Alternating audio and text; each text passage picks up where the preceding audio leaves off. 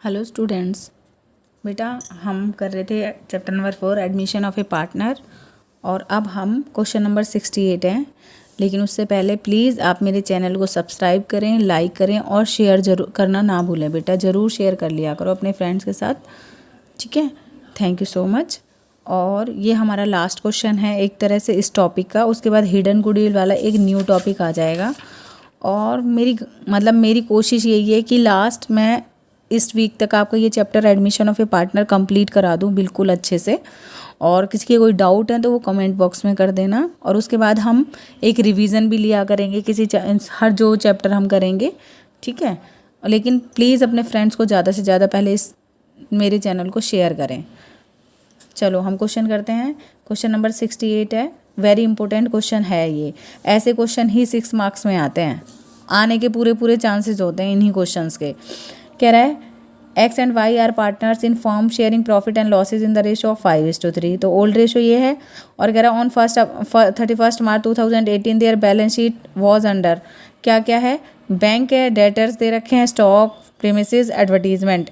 ये advertisement expenses तो हमारे कौन से वाले हैं, वही 6 ट्रांजेक्शन जो मैंने आपको 7 ट्रांजेक्शन्स बता रखे हैं उनमें से ये एक है। तो ओल्ड पार्टनर और old ratio. Creditors 50,000 provident fund मेरी लाइबिलिटी होता है, ठीक है। ये कभी भी पार्टनर्स बांटते नहीं है, ये हमेशा बैलेंस शीट में शो होता है। वर्कमैन कंपनसेशन रिजर्व कोई एडजस्टमेंट नहीं होती, तो ओल्ड पार्टनर ओल्ड रेशो। लेकिन इसकी अगर एडजस्टमेंट दे रखी है, जैसे मान लो ये दे रखा है क्लेम हुआ है 16 का और मेरा रिजर्व कितने का था 40 का, तो पहले हम 40 में से 16 को तो राइट ऑफ कर देंगे, फिर बचेंगे कितने हमारे पास 24, उसको ओल्ड पार्टनर ओल्ड रेशो में बांट लेंगे। तो क्लेम तो हमेशा लाइबिलिटी में शो हो जाता है कि यही मेरी लाइबिलिटी है अब, और जो 24,000 ओल्ड पार्टनर्स ने ओल्ड में बांट लिए वो कैपिटल अकाउंट में ट्रांसफ़र हो जाते हैं। अभी हम डीपली करेंगे। उसके बाद कैपिटल्स, ये बैलेंस ब्रॉट डाउन दे रखा है और जब कैपिटल अकाउंट से आएगा वो कैरी डाउन होगा, वो जो किस में ट्रांसफ़र होता है बैलेंस शीट में। कह रहा है ऑन 1 अप्रैल 2018 जेड एडमिट किया उन्होंने। अब देखो इसमें ना जब भी ओल्ड पार्टनर सरेंडर करता है तो ये कौन सी कंडीशन आ जाती है, हमारी 4th कंडीशन आ जाती है। एक्स ने सरेंडर किया अपने हिस्से का 1/4 एंड वाई ने सरेंडर किया अपने हिस्से का, उसका हिस्सा ये था 3/8 का 1/3 इन फेवर ऑफ जेड। इसका मतलब इसका जेड का जो 1/4 आएगा और वाई का जो 1/3 आएगा, उन दोनों को टोटल करेंगे वो जेड का शेयर आ जाएगा। कह रहा है टोटल गुडविल की वैल्यूड दे रखी है। टोटल गुडविल ये इसका मतलब है फर्म की गुडविल दे रखी है। ये फर्म की गुडविल में से उसका शेयर निकालते हैं 160। कह रहा है जेड ब्रिंग, इसका बस ये 2/5 लेके आया है, तो हम देखेंगे पहले उसका टोटल होना कितना था। अभी हमें उसका टोटल शेयर नहीं पता ना, तो कैलकुलेट करेंगे इन दोनों के बेसिस पे। फिर हम देखेंगे 2/5 तो वो ले आया और जो बचा हुआ है वो नहीं लाया। तो बड़ी इंपॉर्टेंट सी ये एंट्री है और पूरे चांसेस हैं इस क्वेश्चन के आने के। वेरी इंपॉर्टेंट क्वेश्चन है बेटा। कह रहा है कि जो नहीं लाया, देखो जो ले आया उसके लिए तो प्रीमियम फॉर गुडविल, और जो नहीं लेके आया उसके लिए Z account, Z current account debit हो जाएगा और दोनों किस में चले जाएंगे, पार्टनर्स की कैपिटल में ट्रांसफ़र हो जाएंगे, ठीक है। उसके बाद कह रहा है premises to be increase 2 lakh and stock इतना। तो ये इंक्रीज हो गया, एसेट इंक्रीज, तो हमारी क्या होती है डेबिट, तो इसकी एंट्री क्या होगी premises account debit to revaluation. और रिवैल्यूएशन में क्योंकि प्रॉफिट क्रेडिट साइड होता है तो इसलिए क्रेडिट साइड चली जाएगी। स्टॉक भी बढ़ गया है तो हमें प्रॉफिट हो जाएगा, तो रिवैल्यूएशन में क्रेडिट साइड। और अगर इससे एंट्री पूछें तो क्या करोगे, स्टॉक मेरी एसेट है, एसेट बढ़ेगी तो डेबिट, तो स्टॉक टू रिवैल्यूएशन। क्रेडिटर कह रहा है प्रूव्ड एट इतना, पहले 50 के थे लेकिन प्रूव्ड कितने हुए 60 के। और वो कह रहा है जिनको हम बुक्स में लिखना भूल गए थे, इसका मतलब 50 तो हमने लिख रखे हैं, अब 60 नहीं लिख रखे। 1 बिल ऑफ द गुड्स, मतलब जो उनमें से एक बिल था ना, इसका मतलब एक बिल कितने का होगा 10,000 का, उसको हम रिकॉर्ड करना भूल गए। तो क्रेडिटर इंक्रीज हो जाएंगे। जब क्रेडिटर इंक्रीज होंगे तो लाइबिलिटी इंक्रीज, तो इसकी जर्नल एंट्री क्या बनेगी, लाइबिलिटी का क्रेडिट बैलेंस होता है रिवैल्यूएशन टू क्रेडिटर। और अगर मैं इसे रिवैल्यूएशन में ट्रांसफ़र करूंगी तो क्योंकि क्रेडिटर बढ़ेंगे तो मुझे लॉस होगा, तो ये डेबिट साइड आ जाएंगे रिवैल्यूएशन अकाउंट के। कह रहा है आउटस्टैंडिंग रेंट इतना और प्रीपेड, इसका मतलब ये अनरिकॉर्डेड आउटस्टैंडिंग रेंट क्या होता है लाइबिलिटी, तो ये क्या है मेरी लाइबिलिटी बढ़ गई, तो पहली बात तो रिवैल्यूएशन में जाएगी, अनरिकॉर्डेड लाइबिलिटी में लॉस हो गया, तो डेबिट साइड। और प्रीपेड सैलरी, इसका मतलब एसेट भी बढ़ गई, तो इसका मतलब ये किधर जाएगी, एसेट इंक्रीज, तो रिवैल्यूएशन में क्रेडिट साइड जाएगी और बैलेंस शीट में भी, क्योंकि ये दोनों चीज़ें ऐसी हैं जो अनरिकॉर्डेड थी, तो ये लाइबिलिटी में जाएगा और ये बैलेंस शीट के किधर जाएगा, दो जगह ट्रांसफ़र होगा ये, एक तो रिवैल्यूएशन में और एक बैलेंस शीट में। सेम ये भी, एक रिवैल्यूएशन में और एक बैलेंस शीट में। ठीक है, कह रहा liability of account of provident fund was only 10,000, 15 था, बस 10 है, तो इसका मतलब अब ये बैलेंस शीट में कितने से एंट्री होगी, सिर्फ 10,000 से। क्लियर। और वर्कमैन कंपनसेशन का तो रिजर्व और क्लेम से हम एंट्री करेंगे। क्या क्या करना है आपको, रिवैल्यूएशन अकाउंट बनाना है, capital account, opening balance sheet, also calculate new profit sharing ratio, ये सारी चीज़ें हमें करनी है। ठीक है,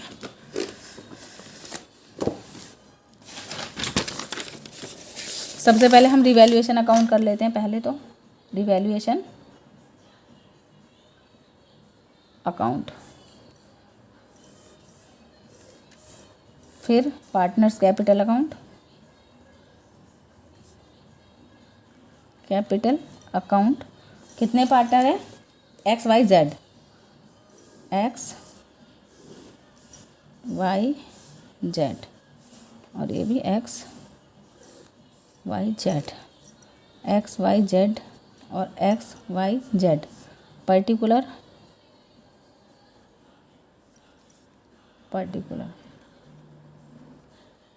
और जितने चेंजेस के बेस पे हमारी बैलेंस शीट, इसमें डेट आती है बस, एज ऑन एस कब है, 2000 मार्च 2019।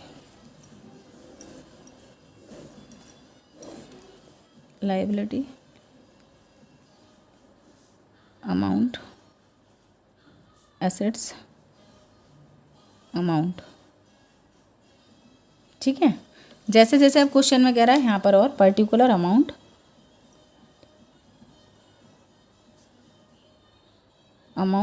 और पर्टिकुलर अमाउंट। क्लियर। अब देखो क्या क्या कह रहा था, वो कह रहा था, देखो ध्यान से, इस क्वेश्चन को बहुत अच्छे से करना है बेटा, थोड़ा अच्छा क्वेश्चन है क्योंकि आने के पूरे चांसेस हैं हमारे एग्ज़ाम्स में। ओके, यहाँ से दिख रहा है। ठीक है, देखो कह रहा था एक्स ने सरेंडर, पहले हम लिखेंगे एक्स और वाई का शेयर कितना था, ओल्ड 5:3, दे एडमिट जेड, और हमें इनका रेशो नहीं दे रखा। वो कह रहा है एक्स सरेंडर अपने शेयर का 5/8, उसका शेयर है, उसका 1/4 कितना आएगा, 5/32 इन फेवर ऑफ जेड। ठीक है, तो मतलब एक्स ने कितना दिया उसे, 5/32, वाई सरेंडर अपने शेयर का, उसका 3/8 है, कितना, 1/3, तो आ जाएगा 1/8 इन फेवर ऑफ जेड। तो अगर मैं देखूं तो इन दोनों का टोटल, जेड का शेयर हो कितना गया, एक्स ने कितना दिया है बेटा, 5/32, और वाई ने कितना दिया, 1/8, 32 एलसीएम, 5 + 4, तो इसका मतलब 9/32। आ गया समझ में, इसका मतलब जेड का शेयर होना कितना चाहिए था, 9/32। अब देखो वो कह रहा है गुडविल फर्म की वैल्यूड है 1,60,000 और वो 250 लेके आया है बस, है ना, तो 9/32 उसका शेयर है, 1 लाख कितना था, 1,60,000 में उसका शेयर बनता कितना है,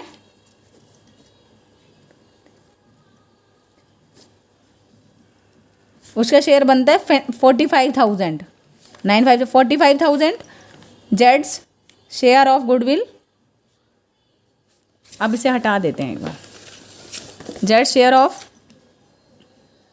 गुडविल उसका बनता कितना है बेटा, 45,000, जबकि जेड्स ब्रिंग कितना किया उसने, ब्रिंग्स 45,000 का, वो कह रहा है कितना, 2/5 लाया है वो, तो इसका मतलब 18,000 तो वो कैश में लाया है ना, 18,000 वो कैश में लाया है, टोटल 45,000 था, 18 वो ले आया, इसका मतलब वो कितना नहीं लाया, 27,000, कितना नहीं लाया 27,000। तो इसकी एंट्री क्या हो जानी चाहिए, अगर मैं इसके बेस पे इसकी एंट्री करूं तो कैपिटल लेके आया है, कैश अकाउंट डेबिट, बैंक है तो बैंक अकाउंट ही आ जाएगा इसमें क्योंकि बैंक दे रखा है। बैंक अकाउंट डेबिट टू क्या लेके आया है, जेड्स capital account to premium for goodwill, जो लेके आया बस उसका कर दो प्रीमियम फॉर गुडविल। 1,50,000 की तो कैपिटल लेके आया है वो, 1,50,000, और गुडविल लानी तो थी उसे 45,000 45,000, लेकिन लाया कितना है सिर्फ 2/5, इसका मतलब 18,000 वो ये लाया है, तो ये आ गया 1,68,000। ठीक है, तो एक तो ये वाला हिस्सा जाएगा उसका, और जो नहीं लाया वो किस में जाता है, उसका करंट अकाउंट में, करंट अकाउंट के नेम से डेबिट हो जाएगा ना बेटा। ठीक है, वरना आपको नहीं आता तो एक बार गुडविल की एडजस्टमेंट समझ लेना आप, इसमें अलग से मैं डिस्क्रिप्शन बॉक्स में डाल दूंगी गुडविल का ट्रीटमेंट फॉर गुडविल, वो वीडियो देख लेना। तो ये तो बटेगी जो 18 लेके आया, और जो नहीं लेके आया उसके करंट में से ले लेंगे। तो यहाँ पर क्या आ जाएगा, premium for goodwill, goodwill account debit, कितना लेके आया 18, जो नहीं लेके आया वो जेड के करंट अकाउंट में से लेंगे, करंट अकाउंट डेबिट, कितना नहीं लेके आया 27, हमें तो अपने 45 चाहिए, कौन से रेशो में, सेक्रीफाइसिंग और गेनिंग रेशो में। टू क्या टू कौन कौन है, एक्स कैपिटल और टू वाइज कैपिटल, दोनों ही सेक्रीफाइस करें, लेकिन हमने अभी सेक्रीफाइसिंग रेशो कैलकुलेट नहीं करा, तो एक बार कर लेते हैं। देखो एक्स का न्यू रेशो कैसे आ जाएगा, अब एक और पेज चाहिए यार,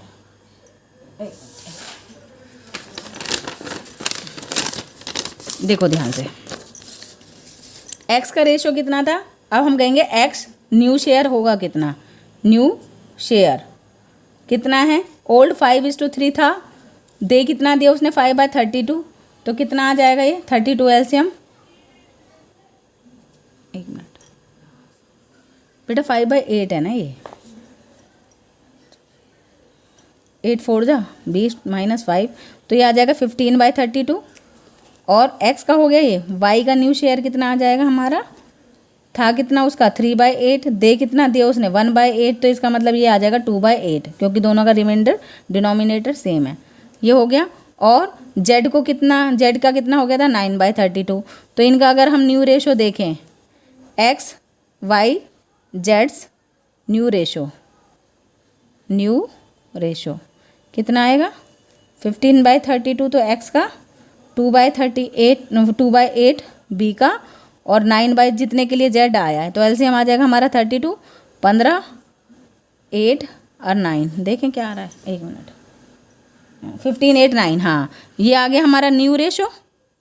अब हमें क्या चाहिए, सेक्रीफाइसिंग रेशो, क्योंकि गुडविल का ट्रीटमेंट किस में होता है, सेक्रीफाइसिंग, वैसे तो यहीं से पता लग जाता हमें 5 और आ जाएगा 4, 5:4, लेकिन कोई बात नहीं, हम सेक्रीफाइसिंग रेशो निकाल लेते हैं।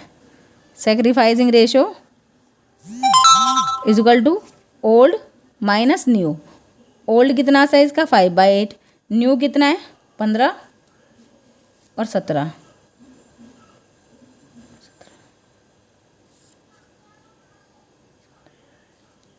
32, ठीक है, तो ये आ गया 32, 20 माइनस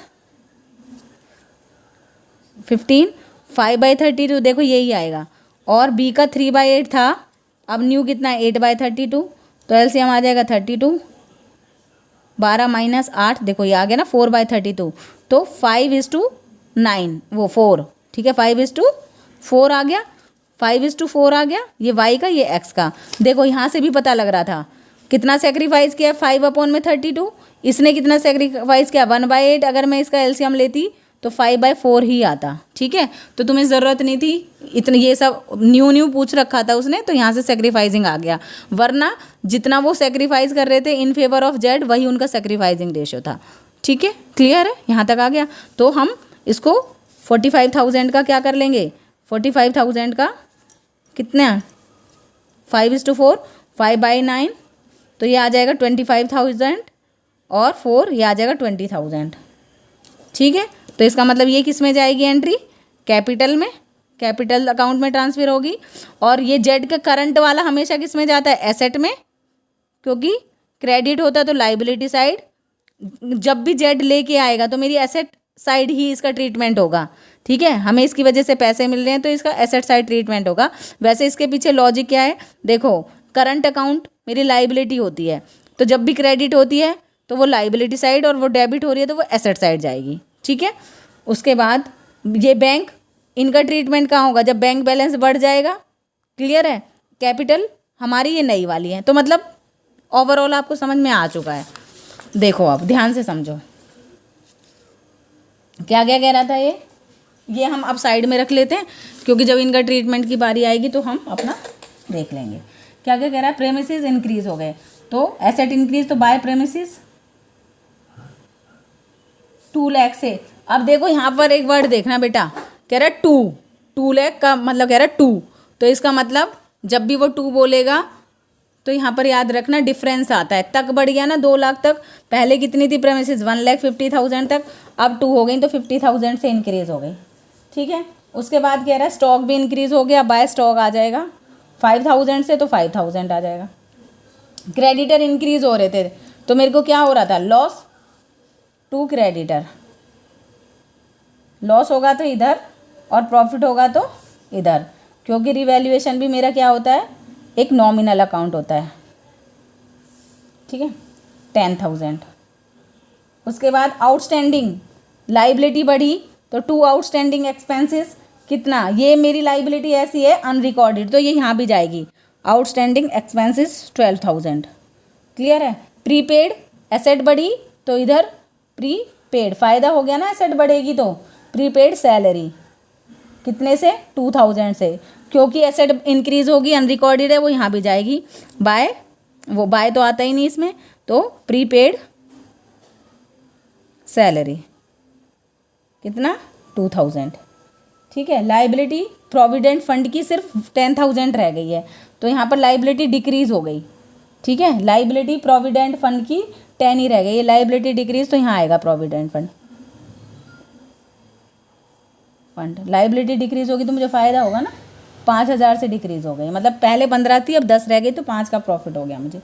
और वर्कमैन कंपनसेशन क्लेम दे रखा है तो इनमें नहीं आता, किस में आएगा, जो जितना क्लेम है वो यहाँ पर, और जो बच गया वो कैपिटल में, ठीक है। जो क्लेम है वो यहाँ पर और जो बच गया वो कैपिटल में। कैसे क्यों होता है,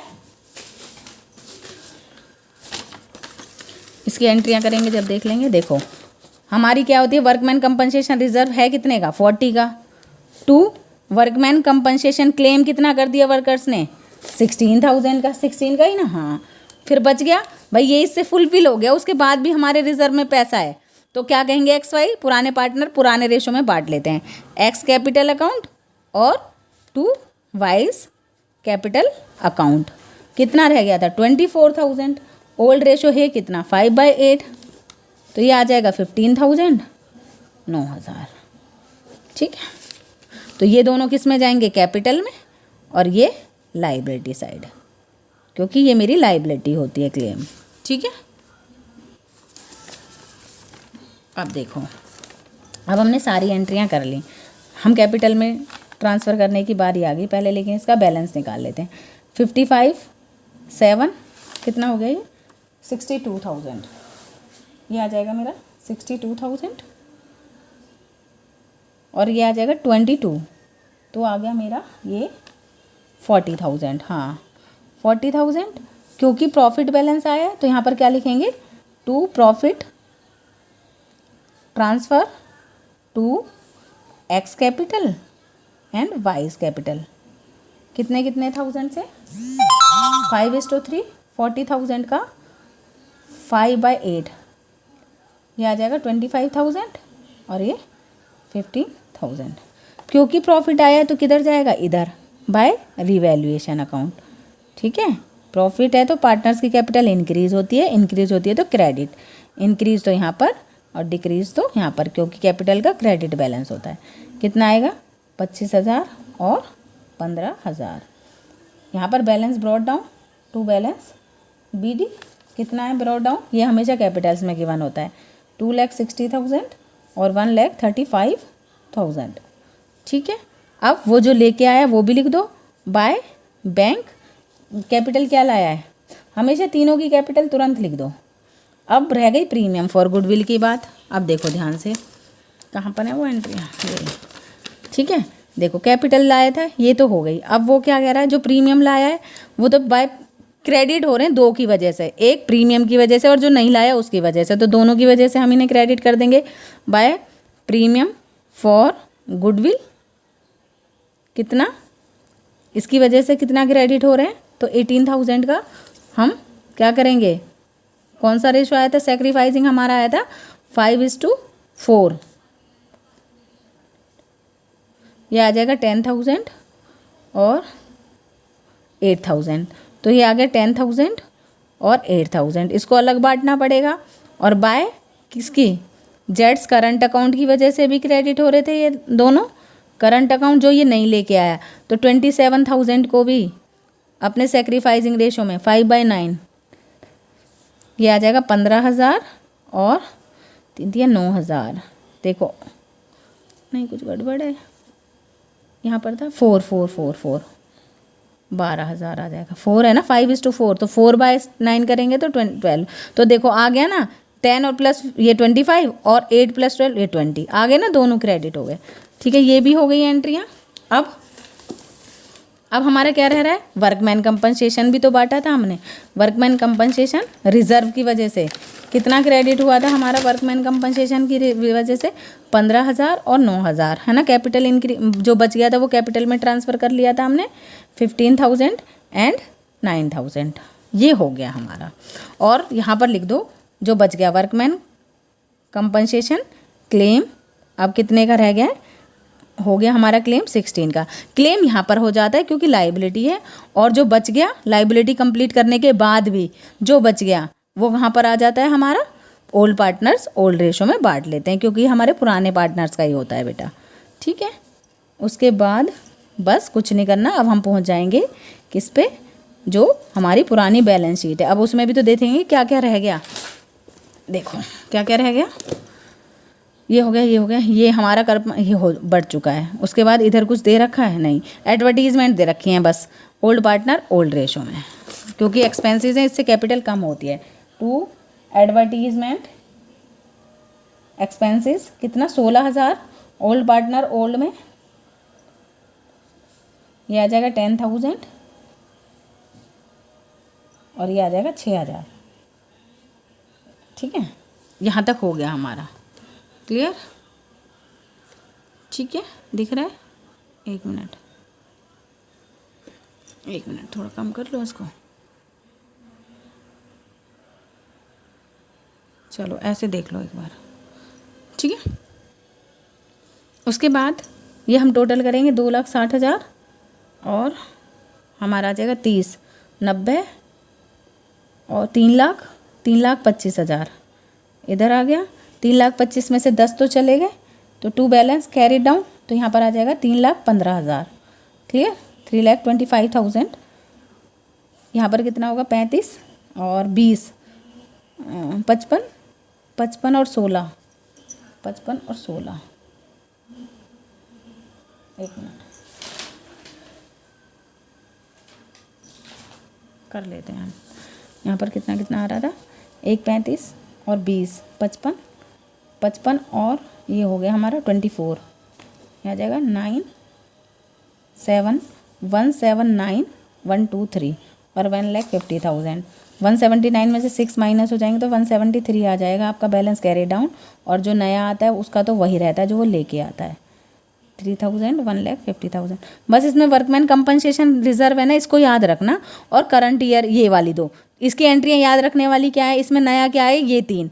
जो प्रीमियम में लेके आया वो प्रीमियम की वजह से क्रेडिट कर दो, जो नहीं लेके आया वो करंट की वजह से डेबिट कर दो। और वर्कमैन कंपनसेशन रिजर्व में क्लेम फुलफिल करने के बाद जो बचता था हम उसे कैपिटल में ट्रांसफ़र कर देते थे, तो क्लेम यहाँ आ जाता है और जो बचा हुआ है वो कैपिटल में बढ़ जाता है। ठीक है, अब कुछ नहीं करना, अब हमें बैलेंस शीट बनानी है। क्या क्या है बैलेंस शीट में, बैलेंस शीट के लिए हमेशा बुक को रखो अपने पास और फटाफट एंट्रीज कर डालो। सबसे पहले बैंक बैलेंस दे रहा है, हाँ तो ठीक है। बैंक में तो क्या हुआ था भाई, ये तो हैं, और वो क्या लेके आया था, 18,000 की तो वो गुडविल लेके आया था जो जो लेके आया था प्रीमियम वाले, और 1,50,000 की वो क्या लेके आया था, हमारी कैश कैपिटल लेके आया था। तो ये कितना हो जाएगा, 29, 18 और 150, 17, 1, 5 और 4, 9, 1,97,000। ठीक है। उसके बाद क्या है, डेटर पे कोई इफेक्ट नहीं पड़ेगा, तो डेटर ऐसे ही आएंगे 1,90,000, कोई एंट्री नहीं थी क्योंकि स्टॉक कम या ज़्यादा हुआ था, हाँ बढ़ गया था, 1,25,000 का तो है और 5,000 का और आ गया था, तो ये आ गया 1,30,000 का। प्रेमिसेस बढ़ गई थी या कम हुई थी, प्रेमिसेस बढ़ गई थी, कितने की, अब 2 लाख की हो गई। 2 का मतलब है 2 लाख मतलब 2 तक हो गई, तो 2 लाख आएंगे यहाँ पर। उसके बाद एडवर्टीजमेंट एक्सपेंसेस क्योंकि राइट ऑफ हो गए तो यहाँ नहीं आते वो कभी भी। क्लियर। इधर देख लो, अब क्रेडिटर पे कुछ इफेक्ट पड़ा था, हाँ क्रेडिटर अब 60,000 के हो गए, क्रेडिटर 60 के हो गए। यहाँ पर वो आते हैं जो चेंजेस के साथ हैं, और रिवैल्यूएशन में चेंजेस आते हैं। ठीक है। प्रोविडेंट फंड, हाँ भाई कम हुआ था, प्रोविडेंट फंड अब कितने का रह गया है, 10,000 का। और वर्कमैन कंपनसेशन रिजर्व तो अगर कुछ नहीं होता तो सारा बढ़ जाता कैपिटल्स में, लेकिन क्योंकि क्लेम है तो यहाँ क्लेम आ जाता है। ठीक है, क्लेम लाइबिलिटी होती है हमारी। उसके बाद कह रहा है कैपिटल्स, कैपिटल ये वाली आती है 3,15,000, 1,73,000 और 1,50,000। यह आ जाएगा 0, 0, 0, 8, 5, 6, 7, 3, 4, 5, 5,78,000। अब देखते हैं अगर दोनों का टोटल इक्वल है तो हमने कोई गलती बिल्कुल भी नहीं की है, और हम तो गलतियाँ करते ही नहीं हैं। तो 5,78,000 और 16, 6, 7, 8, ये आ जाएगा 28 और ये 70, कितना आया, एक मिनट देखो,